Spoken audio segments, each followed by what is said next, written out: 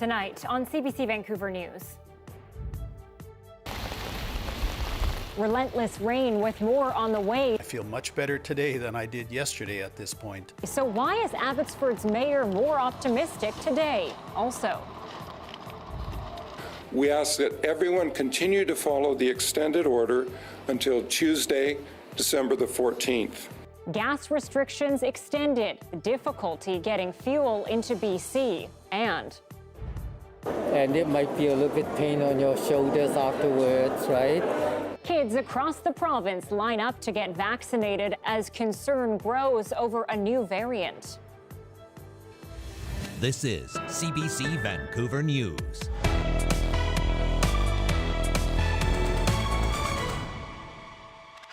Good evening and thanks for joining us. It's another tiring waiting game in the Fraser Valley tonight before the third and hopefully final storm. More rain is coming on what is already saturated ground. Let's go now to our John Hernandez, who joins us live from Abbotsford. He's near the Sumas border crossing tonight where the water level has been rising. John, how high has it climbed so far? Yeah, it's risen at least 2 feet so far today. In fact, I've been here for a number of hours now, and during that time, we've seen waters slowly creep up to parts of the sandbag barrier here. Now, on the south side of this barrier are flooded farms and other properties. This is the area where we're seeing that water from the overflown Nooksack River flow into. Now, on this side is the Huntington Village. There are dozens of properties here. That's why the military made the strategic decision to set up this sandbag barrier along the train tracks here. All the sandbagging the military did from the border crossing out to here, they place it on the railroad tracks because it's a high point. It's higher at this point than it is down on boundary. Some people have asked why we didn't, sandbag it on the boundary. This is the high point. It gives it some layer of protection. It's there to deflect the water out back to the Sumas Prairie through the farm fields where there's less residential, and then out to the Sumas River.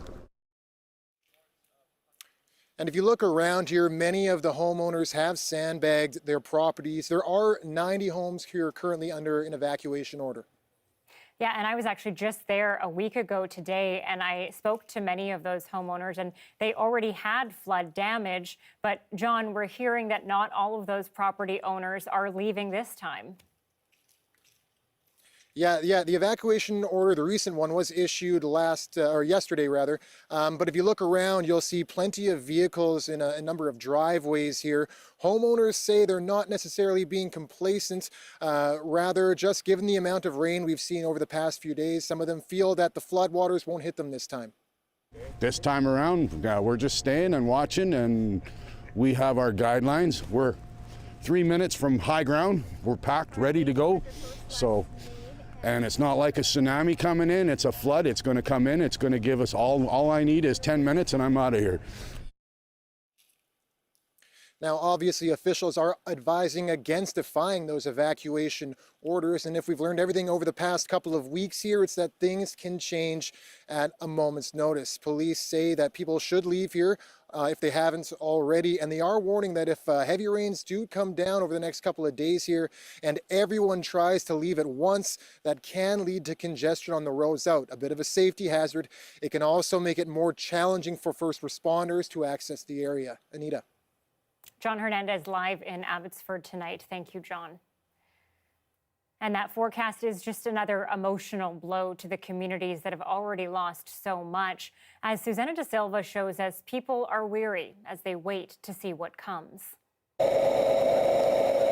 It's time to move out as the water moves in again.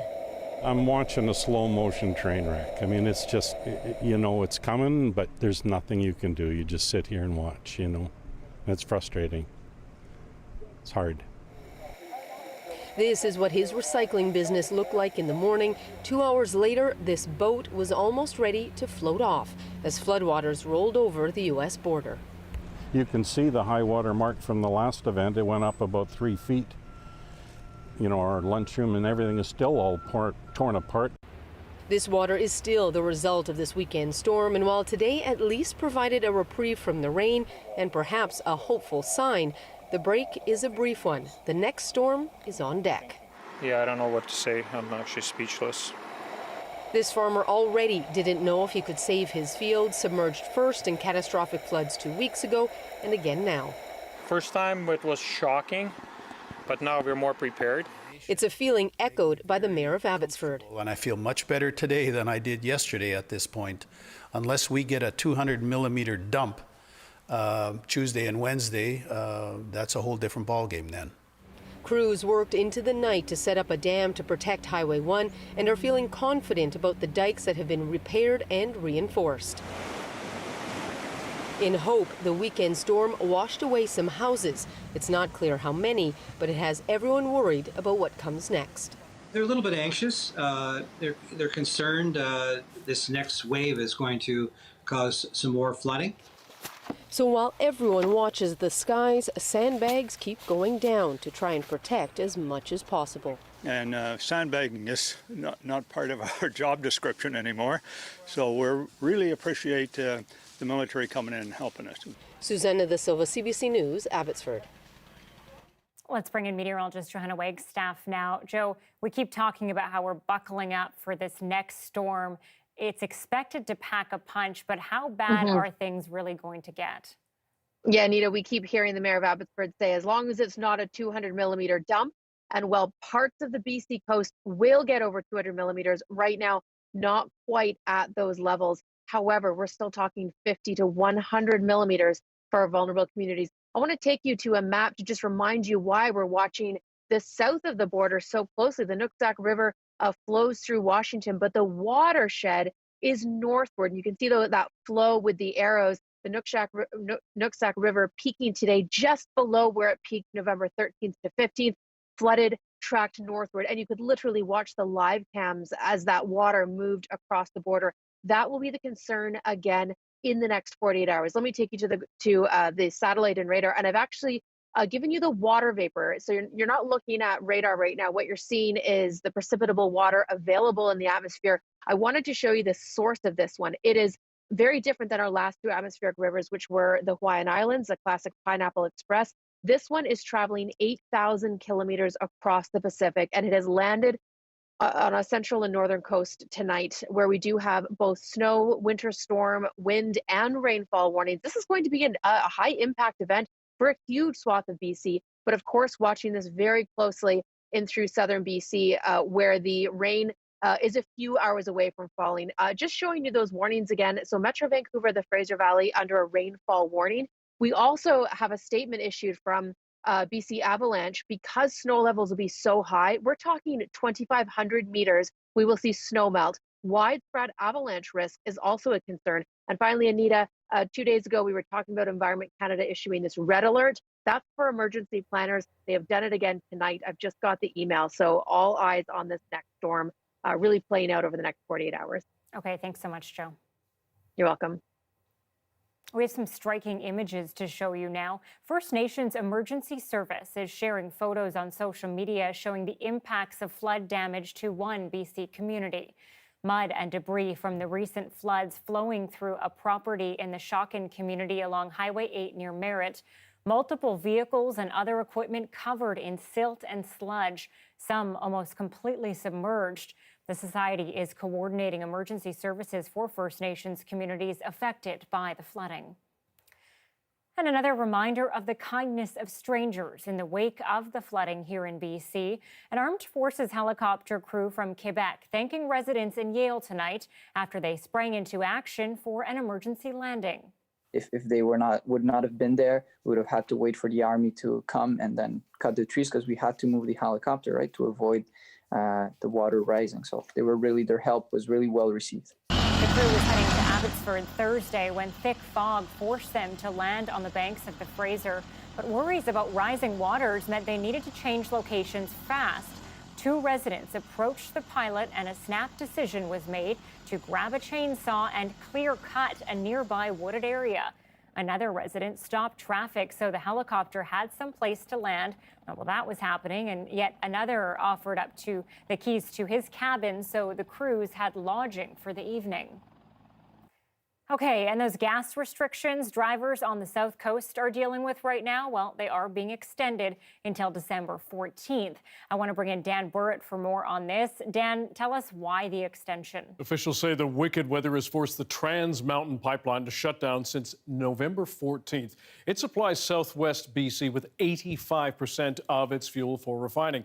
So that 30-liter limit at the pumps for non-essential cars and trucks has been extended for another 2 weeks. That's on the Lower Mainland, Hope, the Sea to Sky region, Sunshine Coast, Gulf Islands, and Vancouver Island. That's meant to ensure emergency vehicles have enough fuel. The province has been bringing in extra gas and diesel by rail from Alberta and barging it in from the U.S. BC's energy minister says this, combined with drivers following the liter rule, means we have a steady supply right now, just in time for that third atmospheric river to hit us and potentially impact supply lines again. Bruce Ralston says some gas stations have even set automatic cutoffs at the pumps when a customer hits the equivalent value of 30 liters or less. He's asking people to stay the course. So if you don't have to be on the road, don't drive. If you only need a quarter tank of gas, leave the rest for the person behind you. And if you can take public transit or work from home, please do so. Ralston notes Trans Mountain is expected to be back online soon, but says they've had some setbacks. The plan is to switch the pipeline on back at a reduced pressure eventually. He also says the one refinery in southern BC still left, the Parkland one in Burnaby, has halted its refining because of supply issues. It's now waiting on a stable supply of crude oil, and when that arrives, we don't yet know. Anita? No kidding. Okay, Dan Burrett, thank you. Canada Post says the flooding and the mudslides across the province have severely disrupted its service. It says the multiple road closures have affected ground transportation of mail and parcels across Western Canada. This means customers may experience some delays in getting mail. Canada Post says it's working to process and sort mail as soon as possible in order to limit delays, and that people should check the website for service updates.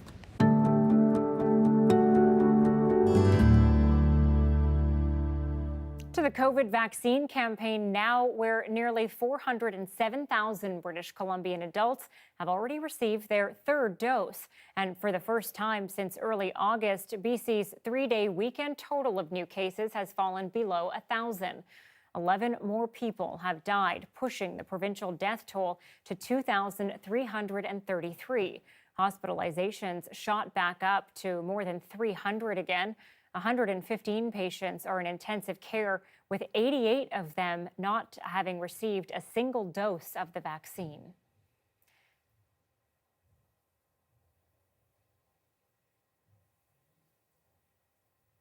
Well, there are questions and concerns about the potential impacts of the new Omicron variant of COVID-19.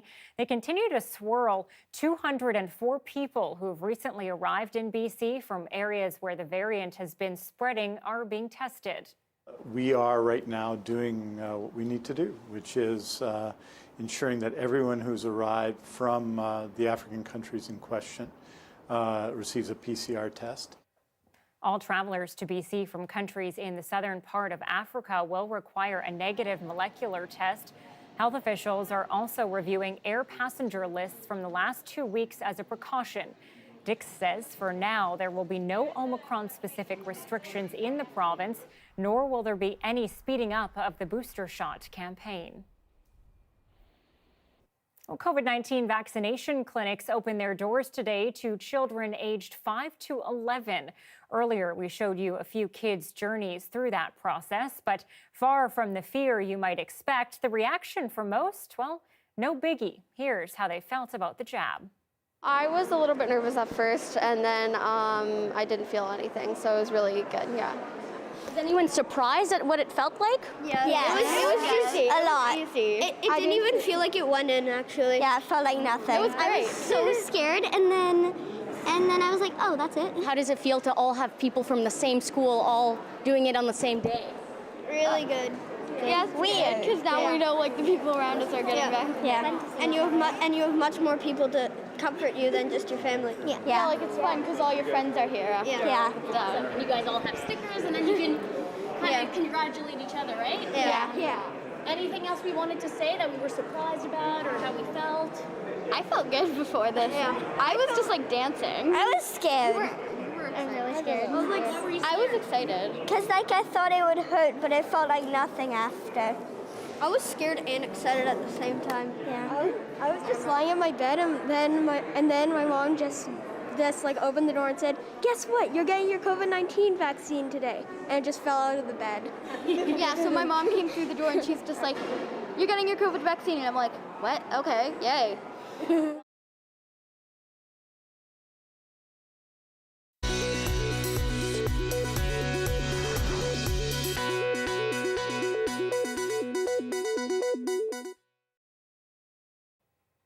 Well, it's a cautionary tale for anyone using storage lockers tonight.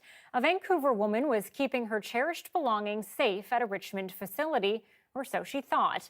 As Go Public's Erica Johnson finds out, storage locker break-ins have become a growing problem during the pandemic. When Tina So moved from Hong Kong to Vancouver 2 years ago, she brought with her some large artwork and family heirlooms, chose Sentinel Storage for safekeeping.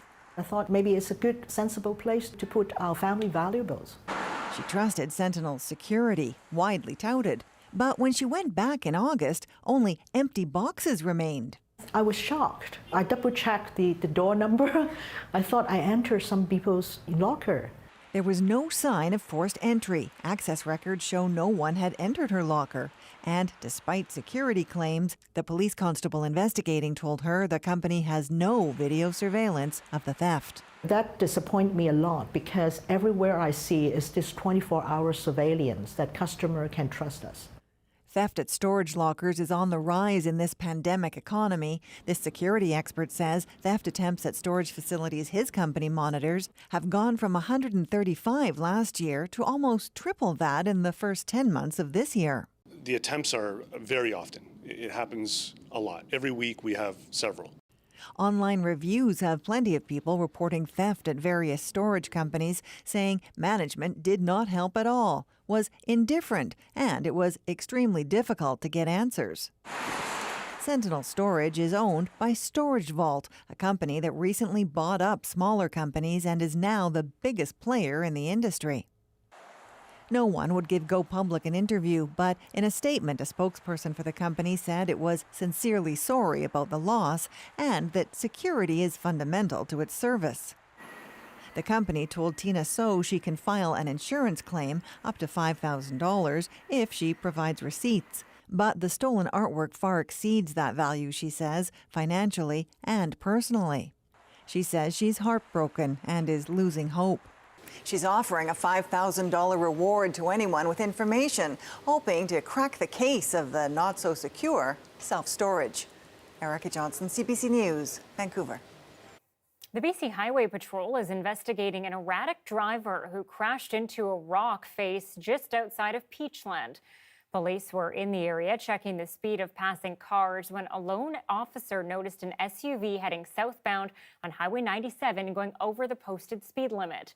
After trying to catch up to the driver, the officer noticed the truck had lost control and crashed. The driver attempted to run on foot but was arrested and then taken to hospital for injuries sustained in the crash. Police say the driver, who is known to them, is facing potential criminal charges. While it has a name, there are still many things we don't know about the Omicron variant. Why some countries are speeding up booster shots, that's coming up.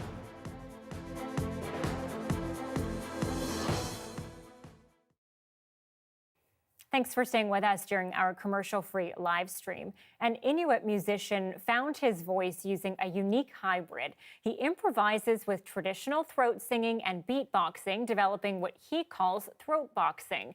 He took it to the big stage over the weekend, accompanied by the Regina Symphony Orchestra. Have a look.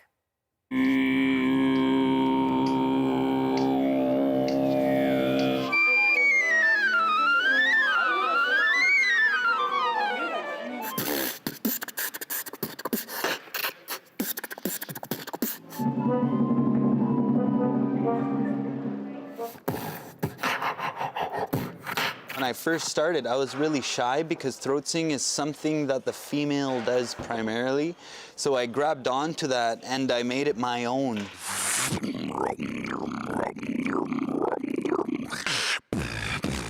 I didn't plan on being a throat boxer. I wanted to be a guitarist, but I gave it a shot on stage, and that's when I decided I should include some of who I am and where I come from into what I do. And that's how throat boxing really came to be. We had a pretty special evening tonight. This program is one of our regular classics concerts here at Connexus Arts Centre, but it's all focused on different aspects of dance music for orchestra, and sort of the big centerpiece is this piece called Atazocan, which has been quite a tremendous pleasure to put together, sort of a multimedia event. So much of this show was about trying to figure out how can Indigenous dance interface with an orchestra. First it was about getting the score, and it was about building orchestration and musical language around the singers. We have Nelson Taguna, who is a throat singer, beatboxer together, or throat boxer. So a lot of it was me doing back and forth with Nelson to kind of get a sense of his rhythm and his language. Music has a role in binding us together. And so the RSO's job, my job as head of the RSO, is to try and participate in our community and to make this a richer and hopefully a happier place for everybody to live. I hope that the audience gets the sense that Indigenous people are here and making art that is both connected to tradition, but it's also connected to the future, and it's contemporary, and it is colorful and vibrant and diverse. It's very important for Indigenous peoples to feel included, and when I'm on stage, I feel included. The dancers, they feel included. We feel like we belong, and that's the important part.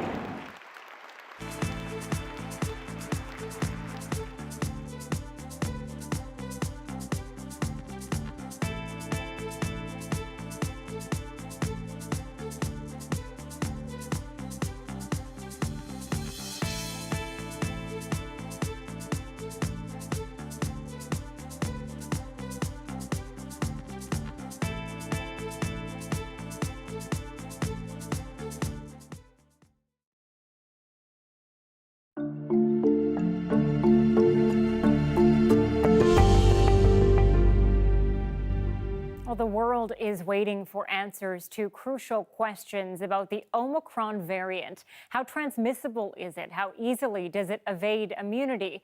But those answers could take weeks, and there are already 5 confirmed cases here in Canada and more under investigation. As Rafi Bouchikanian explains, the response now seems to be focused on fighting the variant by finding it first. I was a little bit nervous at first, and then I didn't feel anything, so it was really good, yeah. Was anyone surprised at what it felt like? Yeah. It was easy. A lot. It didn't even feel like it went in, actually. Yeah, it felt like nothing. It was great. I was so scared, and then I was like, oh, that's it. How does it feel to all have people from the same school all doing it on the same day? Really good. Yeah, it's weird, because now we know like the people around us are getting back. Yeah, and you have much more people to comfort you than just your family. Yeah, like it's fun because all your friends are here. Yeah. We're just having a bit of a technical issue there. We will try to get back to that story from Rafi shortly. But first, a group of BC field hockey players is stuck in South Africa after a number of countries, including Canada, imposed travel bans on several African nations to limit the spread of the Omicron variant. We're safe and comfortable in our surroundings down here in South Africa, and know that we've got a lot of people both here in South Africa and also as well back in Canada, working hard to hopefully get us home very soon. They are part of Canada's junior women's national team who had to travel to South Africa to play 15 other teams from around the world. The tournament, which was due to take place next month, was postponed after the UK and other European nations suspended flights to South Africa. They say the Canadian Sports Ministry has reached out to them and is looking at ways to get all the girls home. The team, which includes 5 players from Vancouver Island, is said to be in good spirits. And health experts across Canada and around the world are grappling with the uncertainty surrounding that variant. Now, it was first identified in South Africa last week. Researchers are still trying to figure out if it's more transmissible or worse than the Delta variant. But as Johanna Reid reports, with cases popping up all over the globe, some hope a third dose could boost immunity for those already fully vaccinated. I was really worried. Carol Wortman came to get her booster shot with a friend. I thought, I want to be on top of this. But she can't help thinking about the new variant, Omicron. Everything is so uncertain, and in my head, I will be more cautious around people or whatever, just until we find out a little more about the variant. It's unclear how our current vaccines will stack up against it. But news of the variant and a sharp increase of COVID cases prompted some countries to expand booster rollouts. Today, the UK announced anyone over the age of 18 can get a third dose, and U.S. President Joe Biden urged Americans to get a booster. If you're 18 years or over and got fully vaccinated before June the 1st, go get the booster shot today. Still, boosters shouldn't be the only focus, says this virologist. So when we think about boosters, it's almost something that we shouldn't necessarily be thinking about as the solution to the Omicron variant. We're going to need other public health measures to contain this. Research is underway to see if Omicron is more transmissible and if it causes more serious illness, and how effective our current vaccines are against it. Vaccine makers say they are already working on an Omicron-specific vaccine. We will build one at risk right now for Omicron that will be used only in case we need it, if we see that the current one doesn't work. Still, it could be a while before an adapted vaccine is developed and approved for use. The Pfizer vaccine will be used today. Until we know more, public health officials say existing vaccines and masking are an effective way to keep safe. I know that this news of the variant feels concerning, but vaccination in combination with public health and individual protective measures has been working to reduce the spread of COVID-19 and its variants in our communities. Johanna Reid, CBC News, Toronto. Now, health ministers from the G7 countries, including Canada, were called together by the UK government today. They discussed a coordinated response to COVID-19 and the new Omicron variant. The meeting comes as the World Health Organization is holding a special session to work on pandemic preparedness and response. As Tessa Arcilia reports, new numbers released in the UK suggest the variant can spread quickly. New cases of the Omicron variant have been detected here in the UK, bringing the total to 11. And officials say they expect to have more cases in the coming days. The Health Secretary, Sajid Javid, had announced new measures such as mandating mask wearing in public transport and in most shops, as well as expanding their booster vaccine scheme to include everybody above the age of 18. We also heard from the U.S. President Joe Biden today. Take a listen to what he said. This variant is a cause for concern, not a cause for panic. We have the best vaccine in the world, the best medicines, the best scientists, and we're learning more every single day. The UK also convened the health ministers of the G7 nations today, and they said that they're recommitting to having a global surveillance and alert system in terms of pandemic preparedness and working with the WHO, as well as ensuring access to vaccines by the whole world. Now, they also praised South Africa for identifying the vaccine because South Africa had been feeling that they've been penalized for having been able to identify it in the first place. Now, the World Health Organization also were having their assembly today. It's long been planned, but it couldn't have come at a better time, so to speak, with the Omicron variant now spreading across the world. Here we are, entering the third year of the most acute health crisis in a century. The emergence of the highly mutated Omicron variant underlines just how perilous and precarious our situation is. The WHO is cautioning countries on imposing travel bans, worried that South Africa is being isolated. But at the same time, there have been increasing number of countries that have been imposing those travel bans in order to stop the spread of the new variant. Japan being the latest of the countries to ban all foreign nationals from entering temporarily, in addition to Israel and Morocco. Tessa Arcilia, CBC News, London.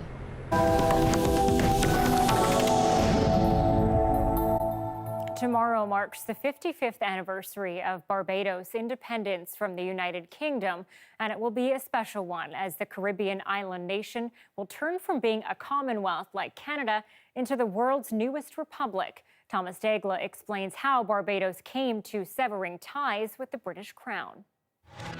Well, this country is in celebration mode. Tuesday is Independence Day here in Barbados, and this year it's especially meaningful as the country becomes the world's newest republic and ditches Queen Elizabeth as its head of state. Look just over there, that is the Prime Minister's office and government offices decked out in blue and yellow, the official colors of Barbados. You'll see those all across the island these days ahead of the transition to a republic and celebrations here. People already on the beach, ready for the party.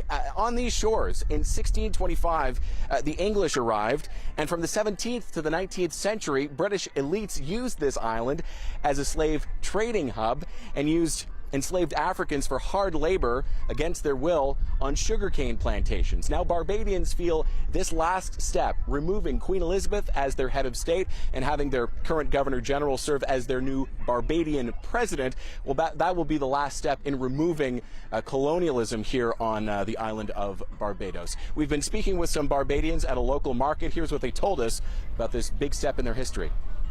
I think it's time we break away from England fully and be our own. It's like a mother-child. But now the child is going independence.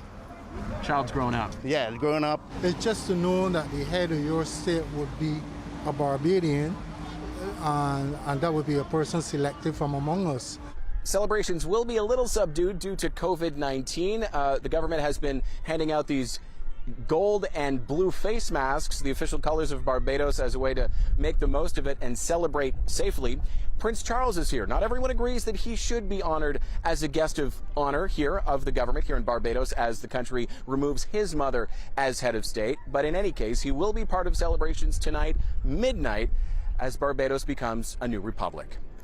Thomas Dagg, CBC News, Bridgetown, Barbados. Well, we've known about it for just a few days now, but the Omicron variant is sending ripples worldwide. Coming up, we talk to a Vancouver infectious disease doctor about his concerns about the new variant.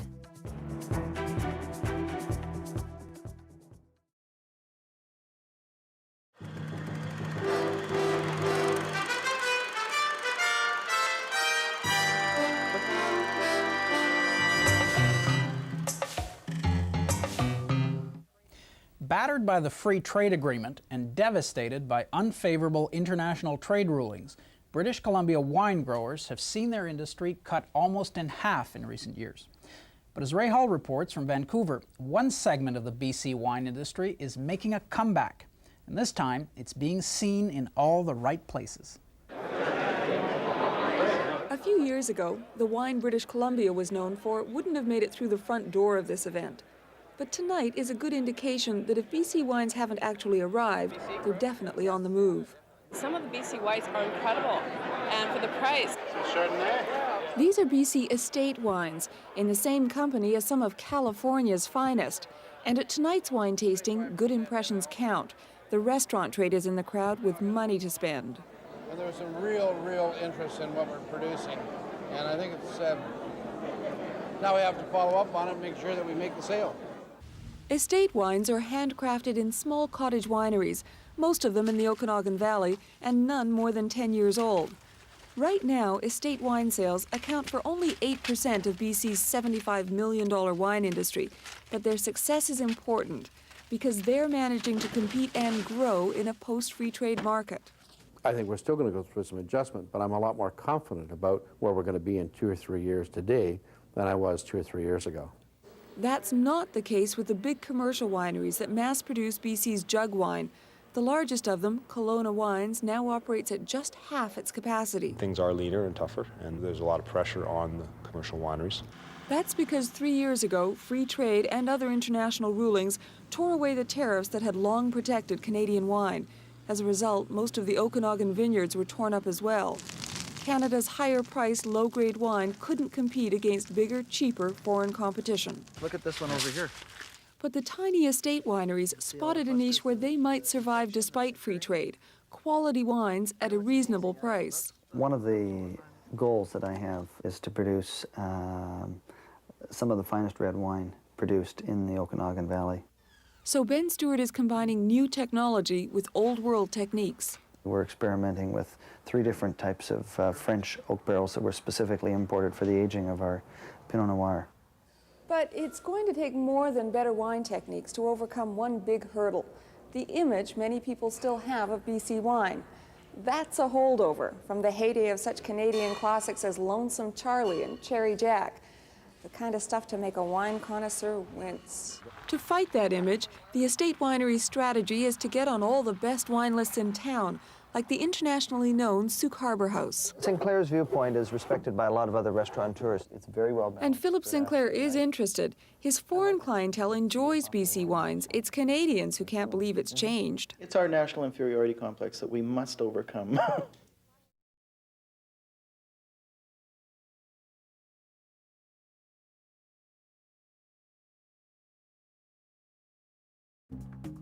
Here are some of the stories we're following tonight on CBC Vancouver News.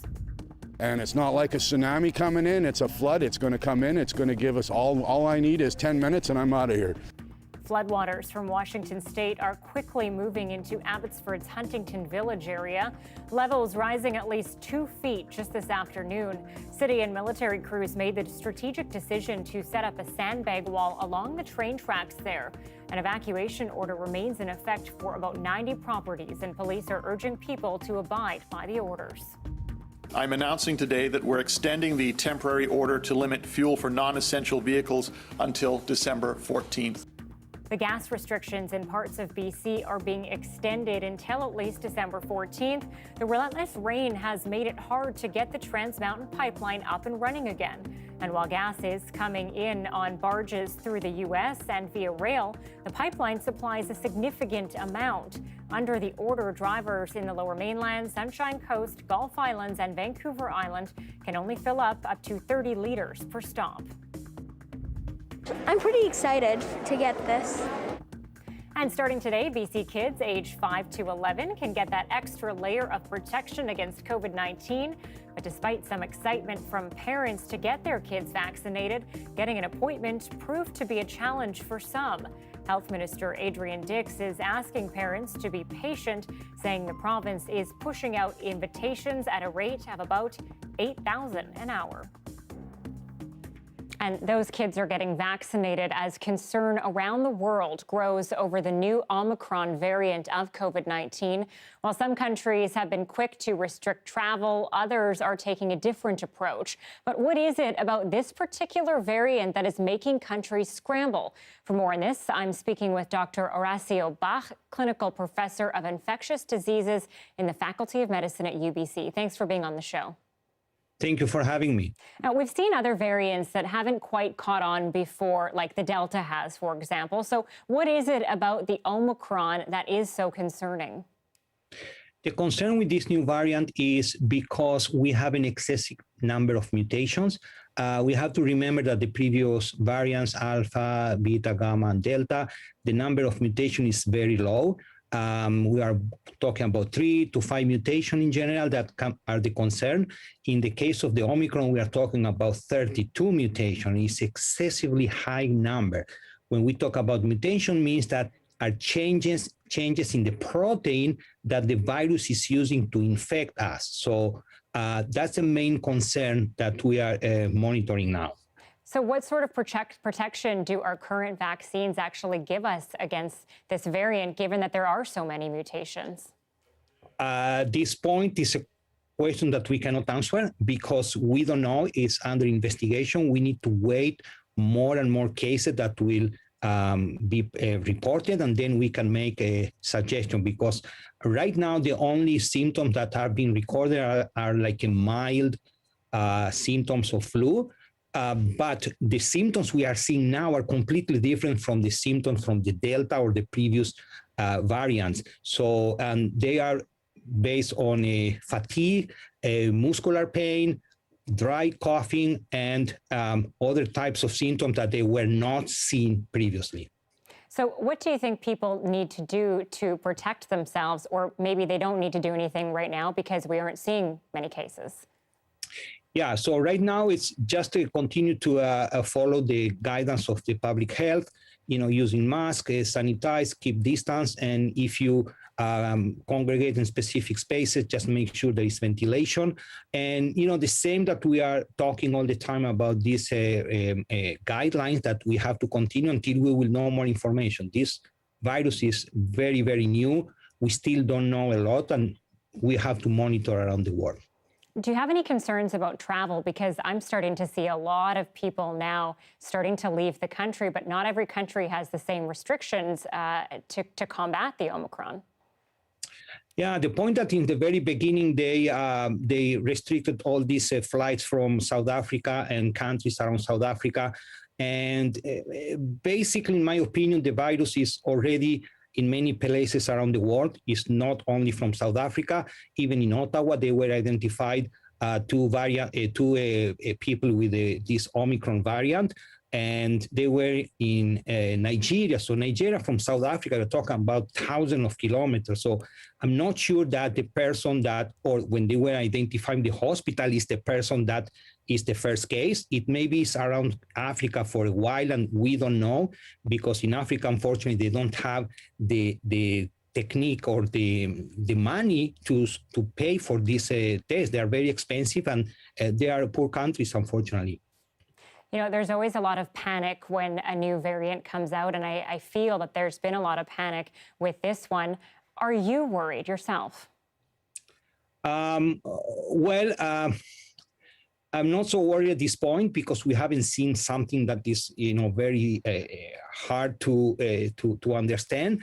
Again, I am kind of waiting for 3-4 weeks, 1 month or 2 months, just to see what's going on around the world, because we cannot make assumption over 100 cases that were registered in South Africa or 10 cases in Canada, or whatever it will be. So we need thousands and millions of people to get a conclusion. Okay, this is more transmissible. Right now, we don't know, and we cannot claim, it's very dangerous. So we need to wait and see what is the development.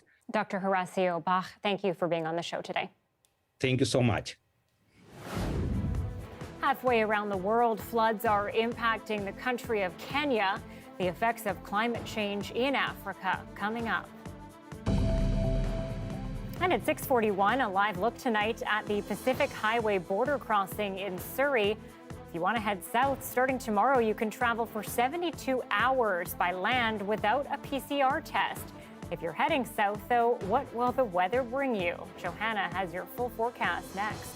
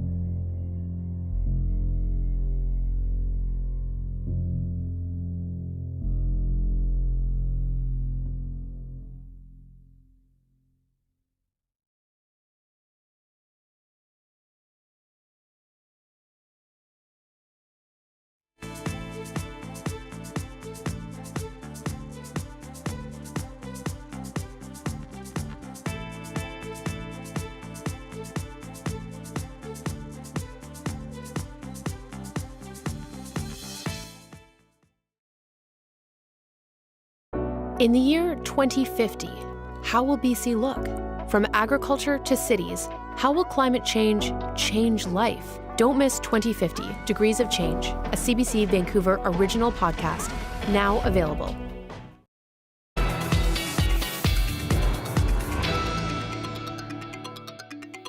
Meteorologist Johanna Wagstaffe joins us now with the forecast. And Joe, we know that next big storm is expecting to be here soon. But after this, are we going to get a little bit of relief? Anita, we need a break from this relentless cycle. And Thursday, Friday, we will get it. It doesn't sound like much, but that's the longest dry stretch we've seen in over a week. We've just been getting 24 hours between systems. So Thursday, Friday, a bit of a break. I'll get to the weekend, which does include rain, but not an atmospheric river. So there is some good news that we all need to hear. Taking you though to the satellite and radar right now, because this latest and last in the series atmospheric river is hitting the Central Coast as we speak. We are getting showers in advance of the main fire hose, so to speak, already spreading across Vancouver Island. I just wanted to zoom in on the warnings for Metro Vancouver to show you exactly who's getting what. So the green is rainfall warning, and then the white is still a special weather statement, 60 to 140 millimeters. That's where we'll see the highest amounts up through Howe Sound, whereas out towards Abbotsford, Chilliwack, Merritt, 50 to 100 millimeters. So very significant, sort of the totals that we just saw with the last event, but for some places up towards Squamish, even more rain than the last event. And I will take you through the rainfall totals as we head into the last day of the month. Many stations will have broken their all-time wettest month on record. Places like Chilliwack, Abbotsford, Victoria, Tofino, and Vancouver. Right now we're in second place for wettest month ever on record. First place definitely within reach. I'm going to take you through this next system. This is Tuesday into Wednesday. The yellow is the intense rainfall, and a reminder that snow levels are very high. That means snow is melting very high. And I was reminded listening to and chatting with all of the different meteorologists, including Environment Canada meteorologists this past week. The reason why fall snowmelt is so much more of a concern is because it's thinner, and so it's it's easily meltable rather than the thick packs we get later on in the season, and that's why the Avalanche has issued sort of a widespread warning for widespread avalanche concern this weekend. Here's Thursday and Friday. Now this is just straight precip, so it's not showing you the rain snow mix. This is sort of a short range forecast. You can see the intensities in the yellow really picking up Tuesday. Where you see the yellows, that's the heavy, steady rain.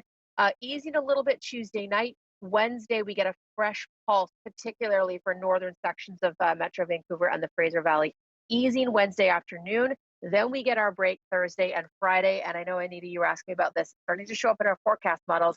Friday into Saturday, temperatures will drop, and we do have the risk of some flurries for Metro Vancouver. So quite the change in our weather pattern from wet and warm. We get a couple days break. Water levels should return no matter what happens over the next couple of days. They should return over that 48-hour period, river levels anyway. And then we'll watch for those flurries as we head into the weekend. But at least the weekend storm is not a river. It's just showers. It's more of a zonal flow rather than fire hose events. And we really could use a forecast that does not include an atmospheric river, Anita. We absolutely do need that. Thank you, Joe. You're welcome. Now, our floods and landslides are being linked to climate change, but it's not just BC that's being impacted. Last year, flooding ravaged parts of Kenya, forcing thousands of people from their homes. Many have still not been able to return to their properties or their livelihoods. The CBC's Margaret Evans visited the region and tells us the disaster has far-reaching implications that go well beyond the effect of people. Last year, more than 20 million people were displaced by ecological or environmental disasters like drought, flood, hurricanes, and that's far more than were displaced by conflict. I'm standing in front of some homes and farmland that's been submerged under Lake Nakuru in Kenya for over a year now. It flooded along with other lakes in the Rift Valley, and the people who lost their homes were the people who could least afford to do so. They were part of a co-op who'd pooled their money, saved for years in order to be able to buy a very small plot of land, call it their own, only to see it, their homes and their dreams, disappear. When you come from very low and then you get something that you feel like you are proud of it, and then a disaster like this comes, you feel very bad. And it's just one part of a big house of cards, because Lake Nakuru is part of a national park. And the flooding of the lake, the expansion of the lake, has also put the wildlife under enormous pressure. Giraffes, rhinos, zebras, they've all lost valuable grazing land, and they've also been pushed closer towards the communities living around the lake, leading to conflict between man and animal. The people who lost their homes haven't been compensated, even though the park is one of the biggest contributors to tourism in Kenya, but of course it follows the pandemic. There is a sewage treatment plant not far from here, which is underwater. We can see behind us in the lake power lines. It paints an extremely powerful picture of just how much pressure the changing climate can put on communities, especially those already living in the most difficult of circumstances. Margaret Evans, CBC News, Lake Nakuru. Well, it was a pro-D day for these kids, but they decided they'd take the day to get a COVID vaccine. Their reasons coming up.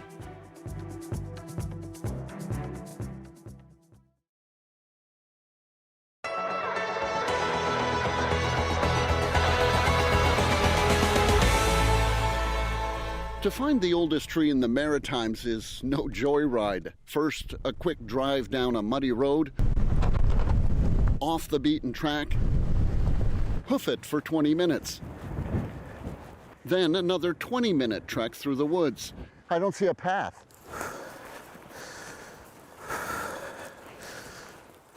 Spruce and hemlock trees tower over us. The moss-covered ground is like walking on a shag carpet. Key indicators, I'm told, that we're close to our needle in the haystack. Okay, there is nothing that tells me that we're about to see the oldest tree in the Maritimes here. So that's it exactly. This old growth forest, what is clear is that this forest has been here for a long time. We knew that it was old growth. We just didn't know exactly how old until we actually took more samples and studied it further. And then when we take more samples, we were able to identify that particular tree. As these researchers tell me, the oldest trees may not be where you expect or the mightiest. So which one of these is the tree? It's that one right there. It's an eastern hemlock that is 51 centimeters in diameter. It's 530 years old. It's not quite at the top of the canopy, about 20 meters tall. The canopy is about another 2 meters taller than that. That generally in these old growth stands, the oldest tree is in the top third. It's not the smallest tree. It's not always the biggest tree. Sometimes it can be, but it's usually in the top third of the trees in the stand in terms of diameter. It's not even the prettiest tree. Beauty's in the eye of the beholder, John. To me, it's beautiful. Beautiful? Maybe, but it is definitely old. It was chest high during the War of the Roses in England, taller still when Pilgrims sat down with Native Americans for the first Thanksgiving. When Charles Darwin embarked on his famous scientific voyage, it has even seen worse pandemics than this one. The tree's age was determined by counting the rings on a core sample. At first, they were skeptical. And I didn't believe it at first. I was like, well, you got to go show Brad this, because I've done a lot of coring and working in the summer with the department as well, and I've never come across a tree like that. So she brought it to Brad. He couldn't believe it, and it kind of started becoming a buzz around the office.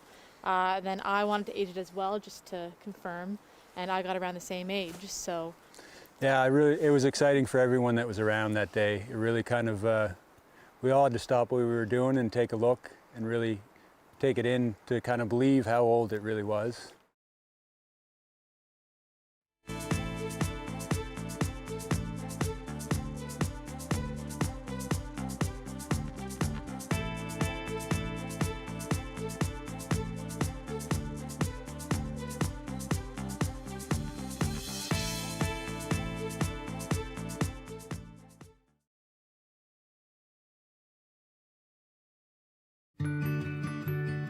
Let's make this season kind at CBC British Columbia's Food Bank Day.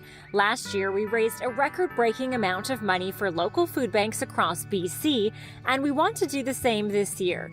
Kick off the holiday season with a day of festive programming and connect with your favorite CBC personalities at our virtual open house in your house. Join us online and on Radio 1 on December 3rd.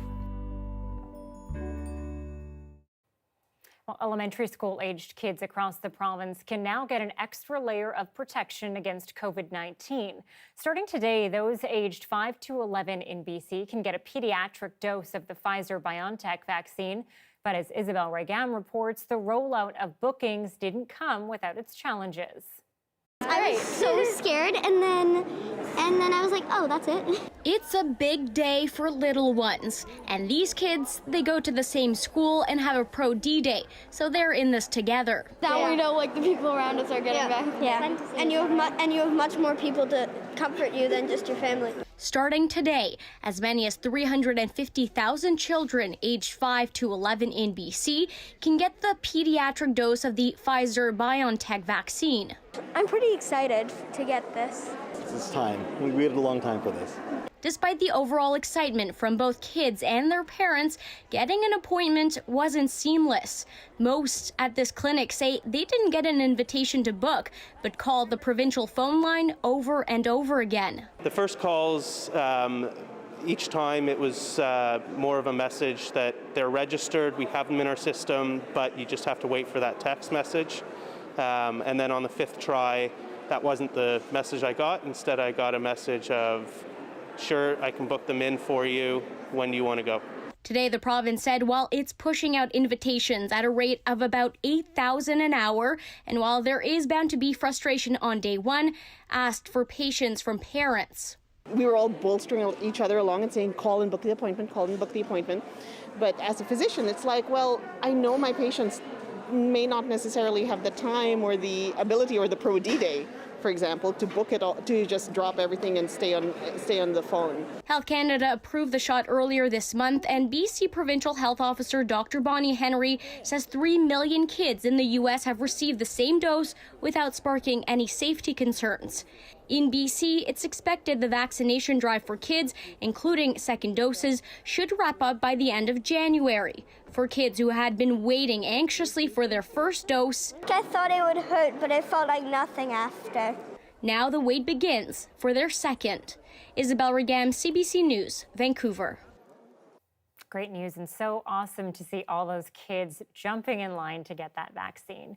Okay, a seasonal icon has returned to a shopping mall in Nova Scotia after a 15-year absence. The comeback of Woody the Talking Christmas Tree is receiving international attention. And as Preston Mulligan reports, the creators are happy with the recognition, even if sometimes it's a little, well, pointed. Love him or hate him, Woody is back at the Micmac Mall in Dartmouth thanks to Mohammed Issa and his team here at Eureka Technologies in Lower Sackville. It was a surreal kind of call that we got, and they wanted us to revive Woody. So that was about 3 weeks before we revealed Woody in the mall. Issa and his team of 6 worked 7 days a week in their 3D printer shop, a labor of love, he calls it. He says he has a diverse team of artists and technicians who were stressed, but eventually thrilled with not only what they were able to get done, but also the reaction. It's definitely about the nostalgia of thousands of people knowing Woody when they were kids and then seeing Woody uplifted and looks a lot better than it used to be. The only artistic direction Micmac Mall managers offered was just to cheer him up a little bit. Whatever you may think about Woody today, he's at least not as gloomy as his predecessor. And you know you made something special when Late Night takes notice. Well, now we know what the Christmas episode of Squid Game will look like. But hey, when you're in the business of selling, any attention is welcome.